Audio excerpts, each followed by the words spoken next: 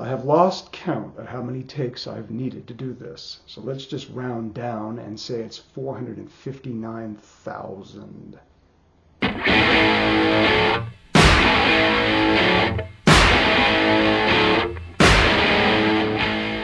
Mac Engel, Fort Worth Star Telegram, Engel Angle Podcast. Thank you for joining me. My guest for this episode is a wonderful writer and person out of Central Indiana.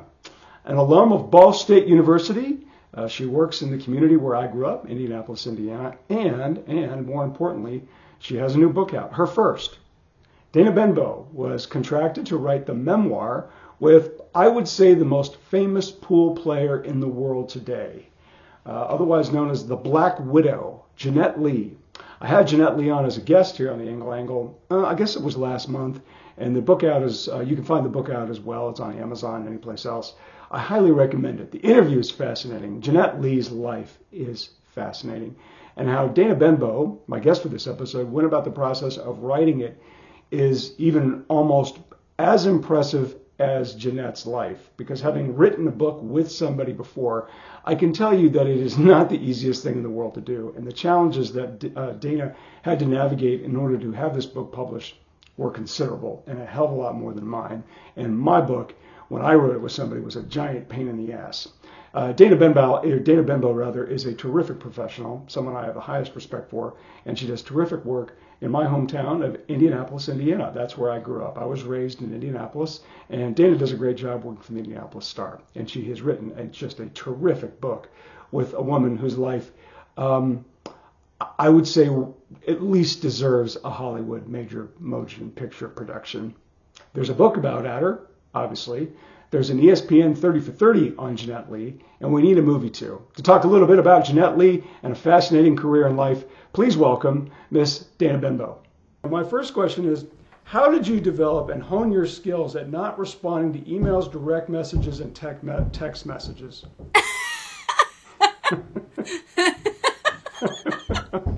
What? Now, come on. That was next level.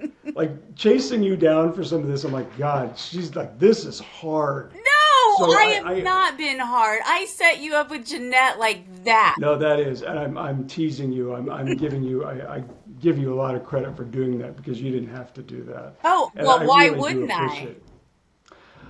There's plenty of reasons. I don't know. Well, you're promoting a book, Yeah. So having done that a few times myself, I do know the game of taking any interview and any promotional tool that you can find. But you did write a neat book with Jeanette Lee. I had a chance to visit with her last week. Did you know her at all?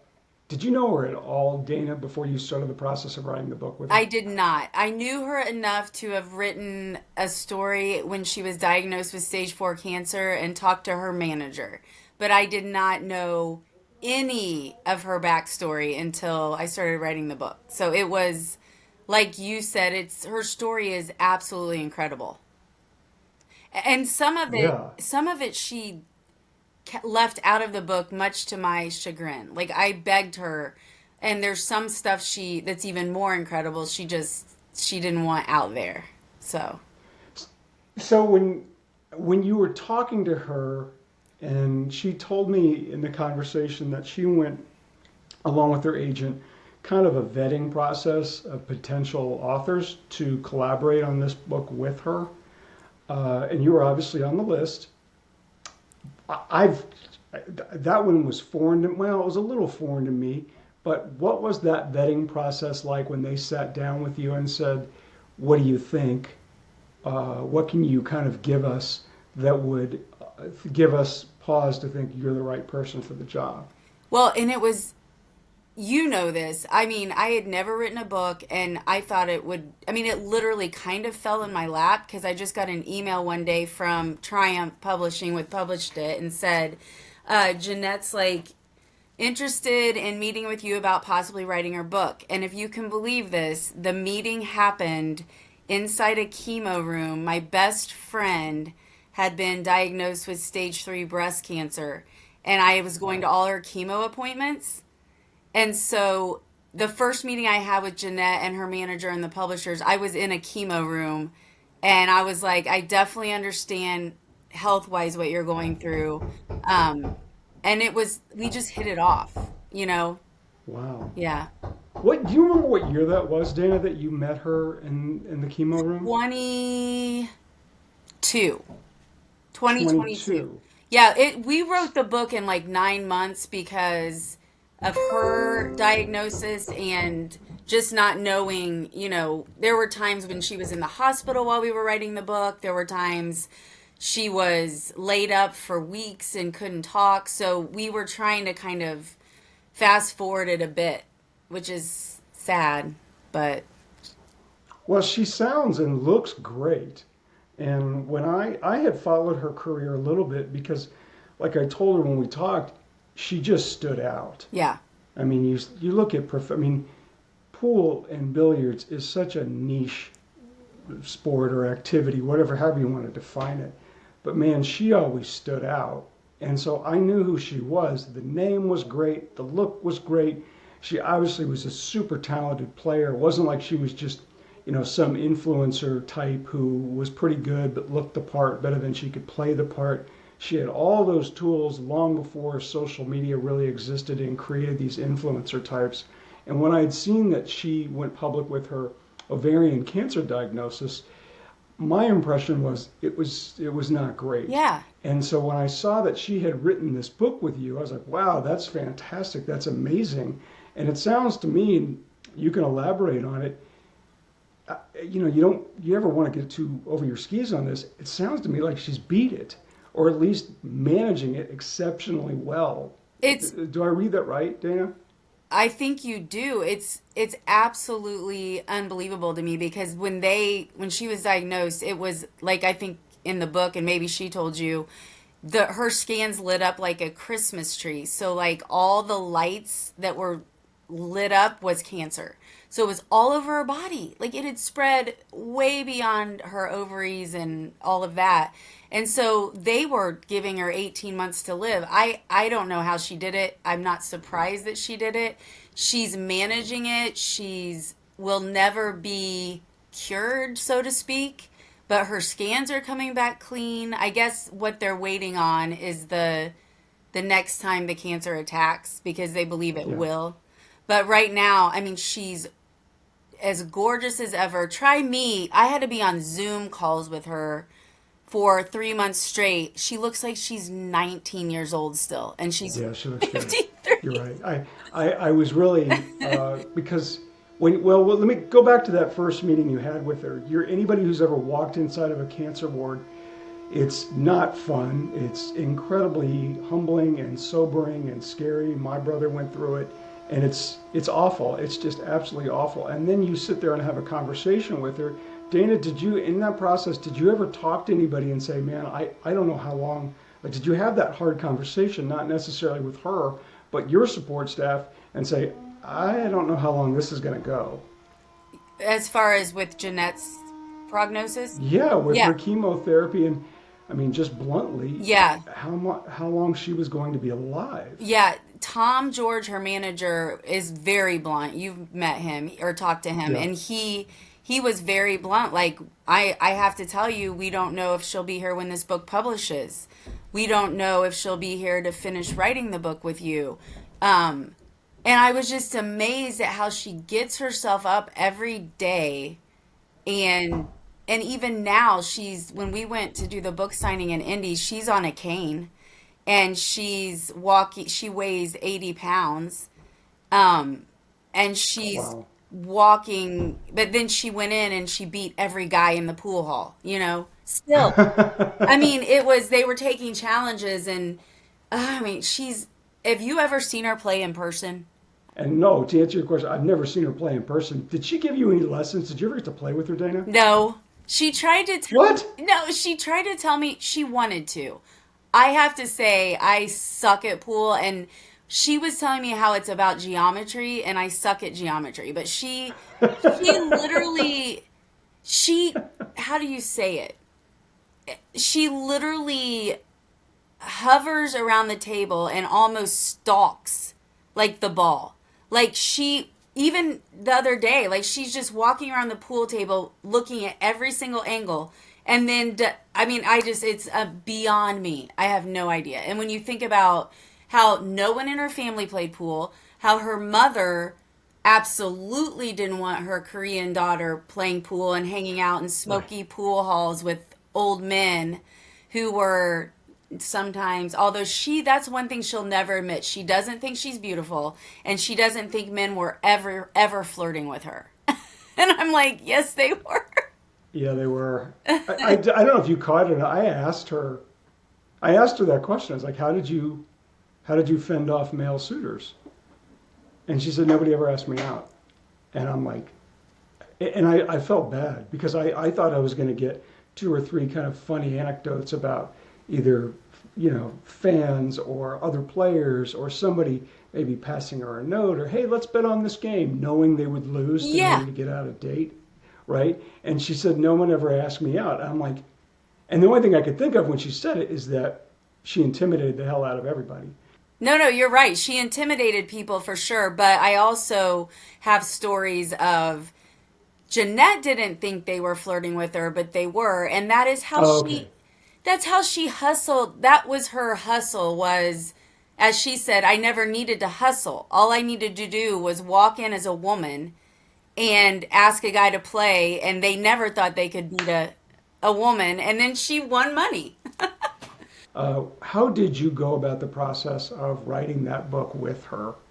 Basically, her and I just talked and talked and talked and talked. And she told her story over and over. And sometimes with the chemo, and she would tell me a story, I would write it, and then I would send it to her, and she would say, no, that never happened. So it was a triply difficult process because she admittedly thinks things happened that didn't happen, remembers things a certain way. I talked to her sister and her mom, who do not believe some of the things that she said happened, but Jeanette is adamant about it. So it was basically a lot of interviews, writing, sending to her, and in the end, she ended up taking the book, and I think she added 100 pages. Like what I turned in. She wrote 100 pages herself? What I turned in as the final manuscript came back 100 pages longer. And I think you'll notice in the book sometimes, and this is no knock on anyone, but I mean, it veers off. Like she'll start down a road and it's a whole page with no indentations. And I'm like, oh, but I mean, it's her book. Was it like rambling? Kind of. But it's her book. That's what ultimately it's her memoir. So I could help her along. I don't know if this happened with you when you've written books, but you're hired as the writer, but sometimes the subject doesn't get that that's your lane. So they want, and it's okay. I'm not ripping. No, you wrote a memoir. Yeah. Whereas it sounds to me like in this process with Jeanette, you wrote it, she helped, you wrote it, and she helped. Yeah. And you have something that you both could agree on. Is that right? Up to the end, and then at the end she took it and ran with it, and we were on a really tight deadline because they wanted it out when they wanted it out, and her health was that was a big issue. There was no other reason at 52 years old, I believe she is 71 or 53 years old, that she needed to get her memoir out now, other than the fact that she had been diagnosed with terminal cancer. So I would be interested to see what it's like to write a book with someone who doesn't have that timeline. But it was a excruciating process. I mean, everybody told me writing a book would be just crazy. And then on top of that, the women, there are no women that she played pool with who really like her. Do you know what I mean? They all it sounds to me like they were all envious of her. Yeah. And I mean, you heard about the book they sent her, the Dr. Seuss book.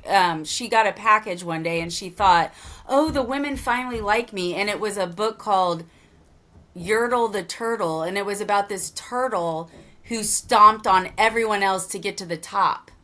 And the lady wrote a note, I won't name which pool player, and said, you're Yertle the Turtle.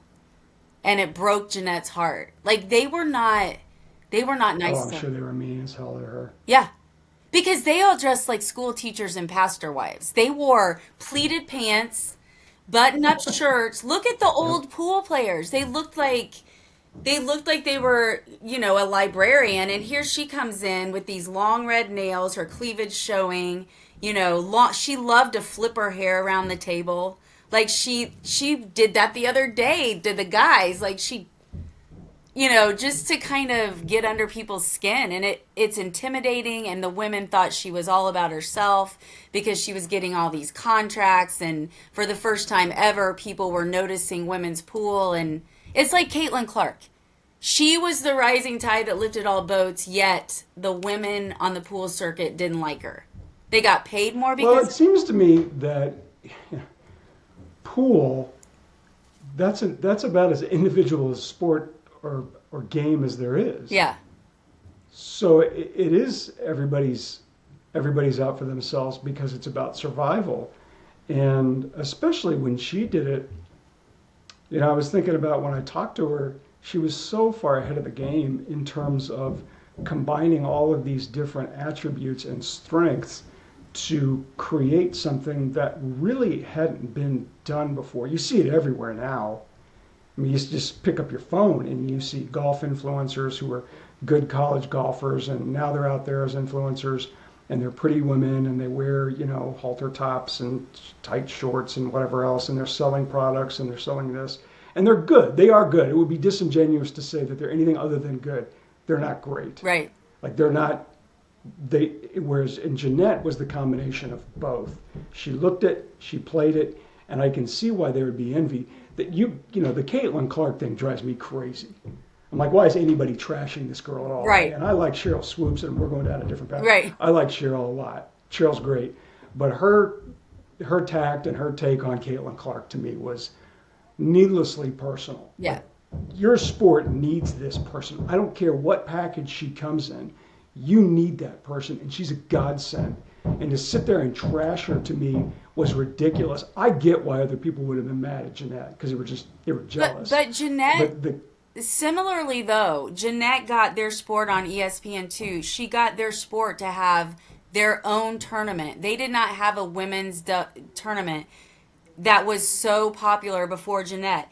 Their sponsorship dollars went up because of Jeanette. I mean, it is an individual sport, but she also was helping those women in ways that they couldn't comprehend or didn't want to comprehend, to the point where, like, they instituted a dress code to try to say she couldn't dress the way that she was dressing. I mean, it is that whole section is just could be a book in itself. Just the way those women came at her. It was. And I mean, she would go back to her hotel room and cry after every tournament, she said, because they would all go hang out at the bars and they never invited her, and she would just go back to her hotel room and cry. Like, that is just, I just don't know how she persevered, because her parents were against her doing it.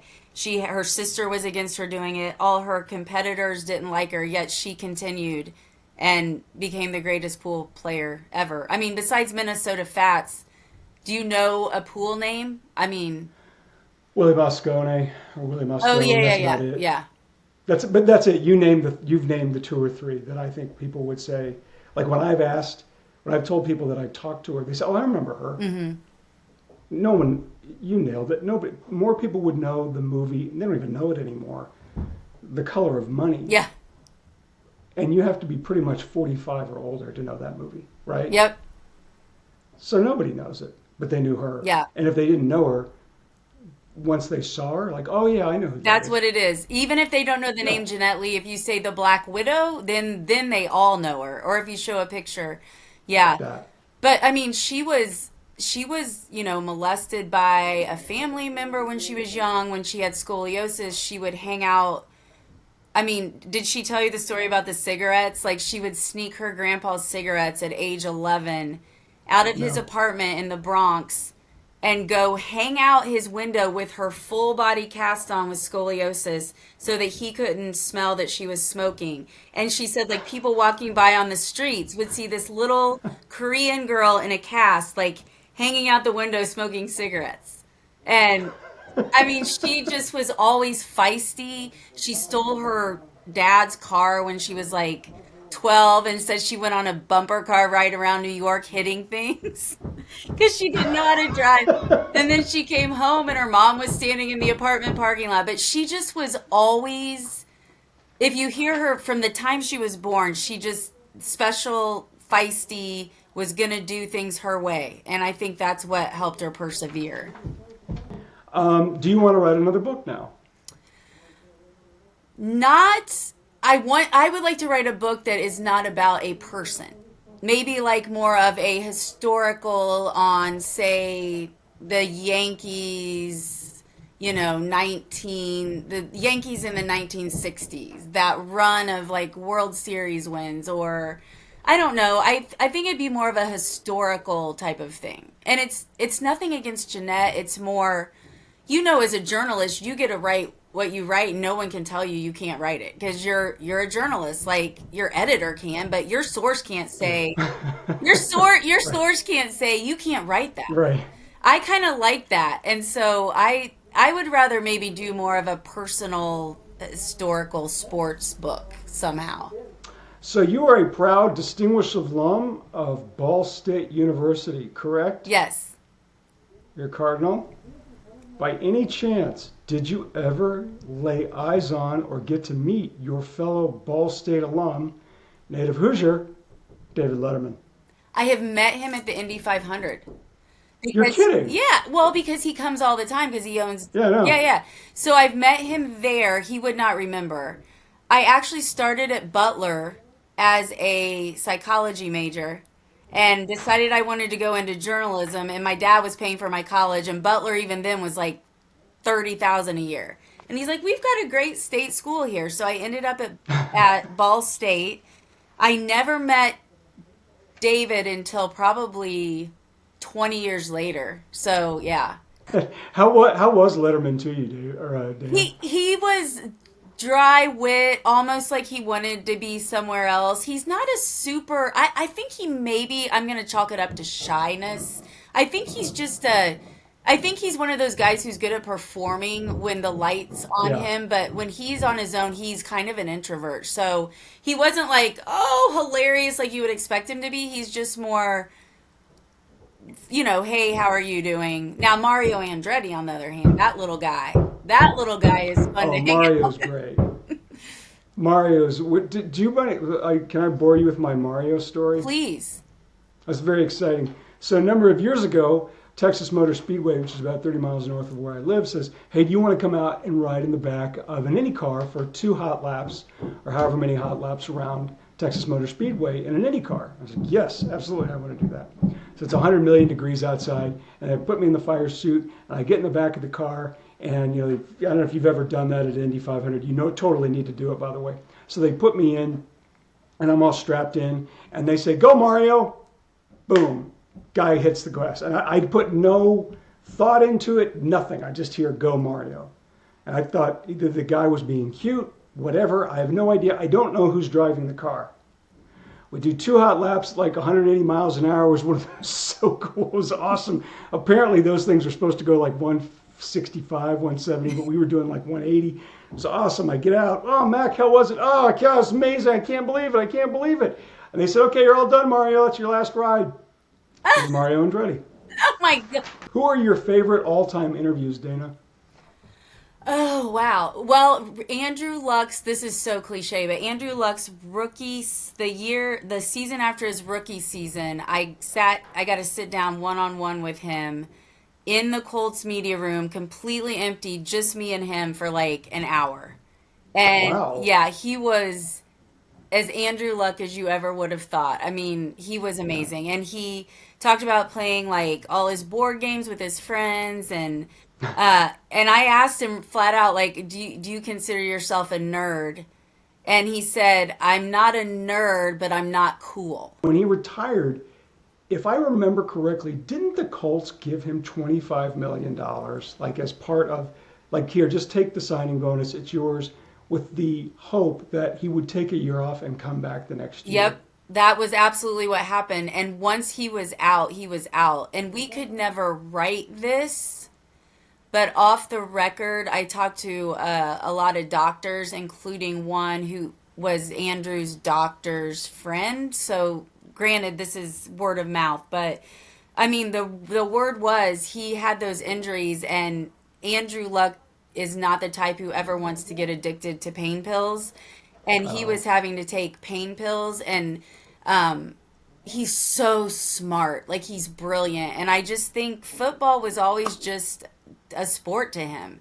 So I think people had high hopes like he would come back. Like, he'd take a year off and he'd come back, but I just think the injuries and the medicine and all of that just caused him to just say this is enough, and he was done. Okay, so you have. Oh wait, I was at the AFC Championship Deflategate game. Oh yeah. But I mean, that's neither here nor there. I mean, it is, but am I allowed to say this? Because my editors didn't want me to even tweet it. But in the Patriots locker room, Brady, by the way, is the nicest human to media of any superstar I've ever met.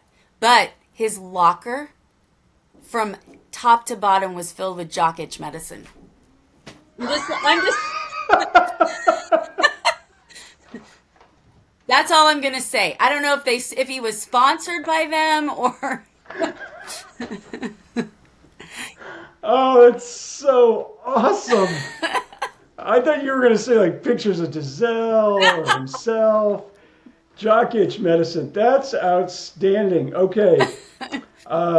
You are a female in a mostly male-dominated world led by us pig men. What ways has being a female, Dana, helped you out in this profession, and in what ways has it ever served as a barrier? And I'm sure you're probably sick of that, but I know you live it. No, I know. No, I can give some examples. For example, like I was covering the Big Ten men's tournament in Indy. Basketball? Yeah, I'm trying to think if it was the Big Tens or the Final Four. We have so many Final Fours here too, but it was the Big Ten men's. And I was sitting, and there's a lot of women in broadcast journalism in sports, I feel like, or more than there are in print. So when you're in the print, like the press room or the press row for print journalists, it's a lot of men. So we got up after that to go back and do the press conferences after the Big Ten tournament, and one of the guys walks up to me and said, "So what little feature piece are you writing today?" Oh my God, who said that? I can't say. Yeah, you can. But I was covering the flipping game. I was not writing a feature piece. So I said to him, "How much frickin' McDonald's have you eaten? Because your belly is hanging down below your genitals." Okay, there's so many, and I know you live it, there's so many stereotypes, none of which are flattering towards this profession, that I can't deny any people who sit there and say X, Y, and Z about it.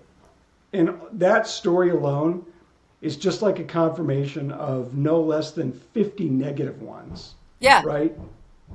Right. And but I do think in some ways it's helped me, and this is maybe sounds, but say for example, you're going to cover the Fever, or that's a bad example but just, I'm saying like, nice duck. That was clear. But for example, like I did a story on why women beach volleyball players wear nothing, and the men wear, are pretty covered up, tank top, shorts down. And so, a male couldn't do that story. That would be a really hard story for a guy to do. But the women were willing to talk to me about it because I was a woman. And so there are some cases where, I feel like you can get some women to talk to you when and men will talk to men or women. So in that case, I do feel like I've been able to get some quirky, kind of interesting stories on women in sports. You might have been able to do this. You might want to do it because gymnastics will come to Indianapolis. The NCAA gymnastics championships are in Fort Worth now regularly. And that meant, who's the gymnast from LSU? I cannot believe it. Livy Dunn. Good.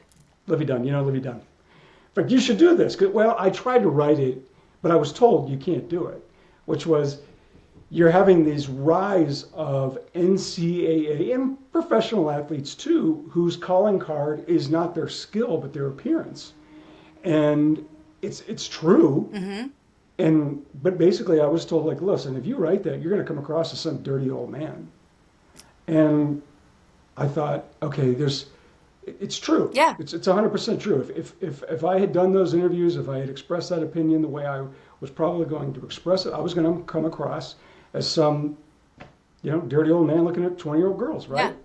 Well, it also it's been vice versa. So, like, I went to Reno to do a 3-part series on Steve Alford after he fell from grace at UCLA, and I went before his season started and spent 3 days with him, and then I come back and the story runs 3 different parts, and I get a call from a radio host who says he wants to interview me because I've done this piece on Steve Alford, and I get on, and the first thing he says to me is, "Come on, I know you just went over there you got a crush on him. You've had a crush on him since you were whatever." And I'm like, wait, you asked me to be on your radio show as a, like, viable journalist covering Steve Alford, and then you say that to me the first thing?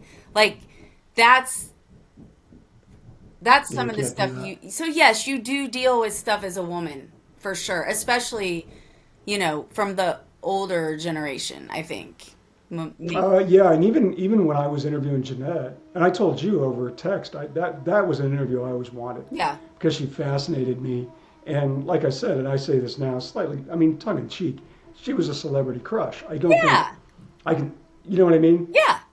But you have to be really careful, especially in my shoes, when you say that. I'm not running from it, but I can understand that those perceptions. And sometimes I've seen examples of this, in the profession, where I see sometimes female reporters, anchors and whatnot, dating athletes. Mm-hmm. And I'm older now, so I understand, well, they met each other. They work in the same circles. They're around each other. I met my wife at work.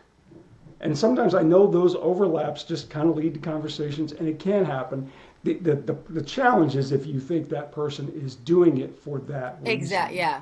And obviously, what that guy asked you, that's an asshole question. You can't say that. Pardon my language. You can't say that. So I've taken too long, but there's 2 more I want to ask you, Dan. I'll let you go. Now that you're older and you've seen how this industry has changed so much, do you have any regrets about getting into it? No. And that's a Great. really good question, Mac. I started out when we broke the stories in the morning newspaper, and the only thing we had to worry about was, would the television station on the 11 p.m. news have it that night, or could we wait till the morning?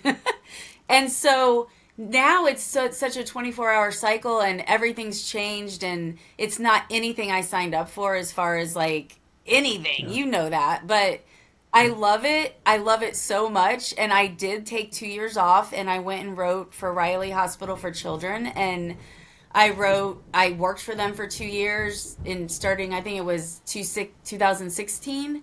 And it was beautiful writing all those stories of the children and what they were going through. But then I missed it and I came back. So I actually had a chance to be out of here and came back. So I definitely don't regret it. I love it. I want to do it. Like, my sons are always like, you could move, you could take a job in PR and, like, make triple what you're making or whatever. And I'm like, but that's boring. Like, this is not boring. So, yeah.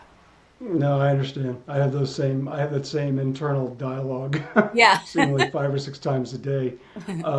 You've got a lot of career left. You're obviously very talented, and really an important part to that community, which I still feel tied to. And you've demonstrated that you can write a book about a very difficult subject. People don't know. Those are very hard to do. And you giving me the backstory on it even makes it more challenging, obviously, what you had to do. So, Dana, what else do you want to do? I want to keep writing for the Indianapolis Star. I would like to... With a raise. Huh? With a raise. Yes, with a raise. Okay. I would like to meet Derek Jeter one day. So I grew up, my dad was a Yankees and a Celtics fan. So I grew up watching both of those with my dad, even though, and he's only that because when he was a little boy, that's who was amazing. He lived in Batesville, Indiana, so it's not like he grew up there, but Wow. back then you read the newspaper had the Yankees as the headline, So Right. anyway, so I grew up with that, and then in college I, started a Jeter collection. I even wrote a love letter to him in the paper. Did you get a response? No. He's a really nice guy. I've met him a few times when he was with the Yankees and I was covering Major League Baseball however many years ago. He was in the prime of his career. I have met few guys who played the media part as well as Derek Jeter did in New York. That is a very, very difficult ocean to navigate as a pro athlete. And he did it perfectly. He didn't give you much, but boy, he was polite. He was sincere. He was professional, and in those settings, as you can relate, especially when there were so many people who covered the Yankees back then, I don't know what it's like now, that's all you can really ask for. Mm-hmm. So my impressions of Derek Jeter are exceptionally high because he was always smart enough to just give you enough that you would walk away with saying, oh, he's great. And then you go back to write and you're like, wait, did he actually say anything good or? Nothing. That's such a great point. You totally get it. The book is Jeanette Lee, a memoir. It is co-written or written by Dana. How do I pronounce your last name? What is? I see different versions of your last name. What is it? It's the worst. It's Benbow. The first time I met Pat McAfee, he actually literally jumped back because he thought I was being silly. Because I said I'm Dana Benbow, and he's like, Benbow? And I'm like, Benbow. I just think we should start pronouncing it Benbow, but whatever. I think I've tried it both. Well, where's the Hunzinger part? That's my maiden. Maiden. Yeah. Okay. You have 3 sons? Yes. And how many stepchildren? 4. Wow. And 2 That's goats. and 2 goats. So who's the best basketball player? One of your kids or the goat? The goat. The goat. No. The goat's got game. We all play beach volleyball. We have a beach volleyball court at my house. So if you're ever in Indy, you need to come play beach volleyball. Watch me. Well, there's a reason why I'm in sports journalism. I was the dork who went to Eastwood Middle School in Indianapolis and North Central High School in Indianapolis and never played. Like, that's why I am. Otherwise, if I'd gone to like a different school, I'd probably be in the NBA 100%. Right yes, Yeah. thank you very much. That's a hard I've taken up. North Central is a hard school. Finish that thought. Yeah, I was saying North Central is a hard school to get in on the team because there's so many good people there. Yeah. Yeah, that, and I think the other harsh reality that I can own is that I sucked. Yeah. Thank you very much. Thanks so much for helping me get Jeanette on this. Thank you very much for your time, and sincerely, thanks for your great work that you do for Indianapolis. It's so important that you do it. And I'm so glad you do it, and I'm really, really glad to hear that you enjoy it. So the next time I'm in town, I'll definitely hit you up. Yes. And hopefully, fingers crossed, you respond to my text. I will. I promise. All right. Thanks, Dave. Thank you.